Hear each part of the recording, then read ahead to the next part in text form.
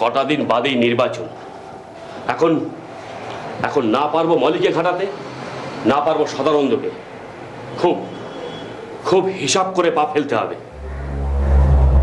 একটু এদিক ওদিক হলেই তার প্রভাব পড়বে ওই নির্বাচনে। আর নির্বাচনে যদি উল্টো ফল হয়, তাহলে অ্যানের জমি হস্তগত করার স্বপ্ন তোমার স্বপ্নই থেকে যাবে পরাশর।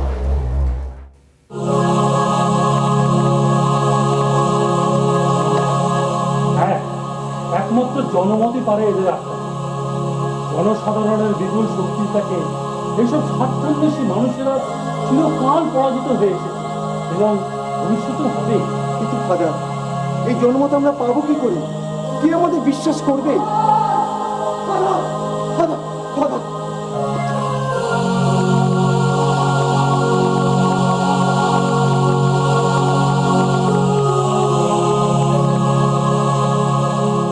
নিজের প্রতি বিশ্বাস অটুট রাখো, তাহলেই দেখবে তোমরা অপরের বিশ্বাস অর্জনে সক্ষম হয়েছে। বিচলিত হয়েও না মাইশান, বিচলিত হয়েও না। লক্ষ্যে স্থির থাকো, দেখবে রাস্তা বেরোবেই। God bless you, my son. God bless you.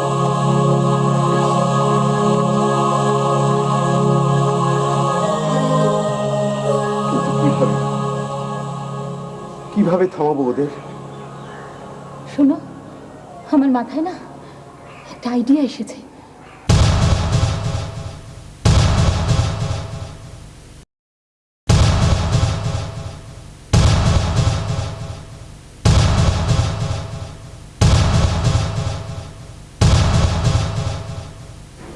তাহলে তো দেখছি তুমি সব ঘটনাই শুনেছো।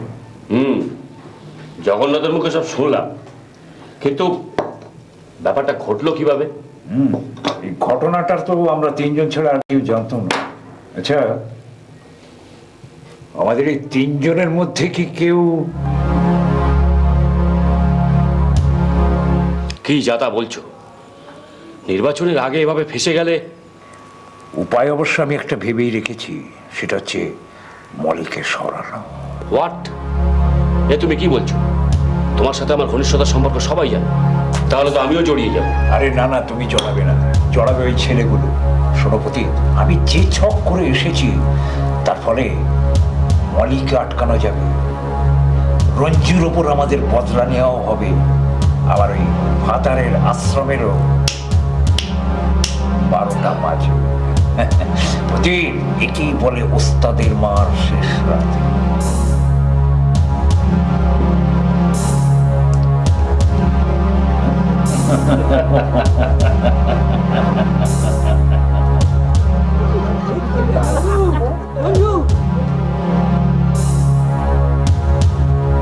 সত্যি কথা বলছেন, তার কি কোনো প্রমাণ আছে? এটা আপনার চালও হতে পারে। তোমরা আমাকে অবিশ্বাস করতেই পারো, কিন্তু তোমাদের বিশ্বাস অর্জনের মতো কোনো প্রমাণ আমার হাতে নেই। শুধু একটা কথা মনে রেখো, আজ তোমাদের সিদ্ধান্তের উপর নির্ভর করছে একজনের জীবন মরণ। কিন্তু কিন্তু কি ব্যাপার বলুন তো, আপনি হঠাৎ আপনার স্যারের বিরুদ্ধে যাচ্ছেন কেন? তোমাদের দিনে যদি কোনো বিপদ হয় তার জন্য আমিই দায়ী হব, কারণ আমি স্যারকে বলেছিলাম তোমাদের কথা। কিন্তু বিশ্বাস করো, আমি চাই না তোমাদের কোনো ক্ষতি হোক।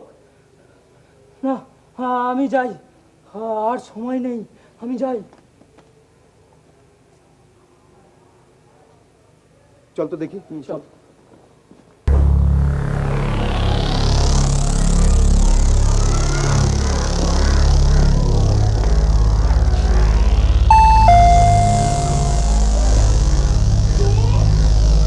থেকে আসছি।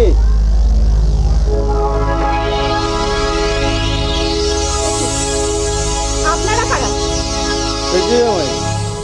আমাদের চিনতে পারছো না? কি চান? আমরা যে তোমার ওপরে যাওয়ার পাসপোর্ট নিয়ে এসেছি মামনি। চলো। ছাড়ুন, ছাড়ুন আমাকে। ছাড়ুন, ছাড়ুন আমাকে। লিডার গিরি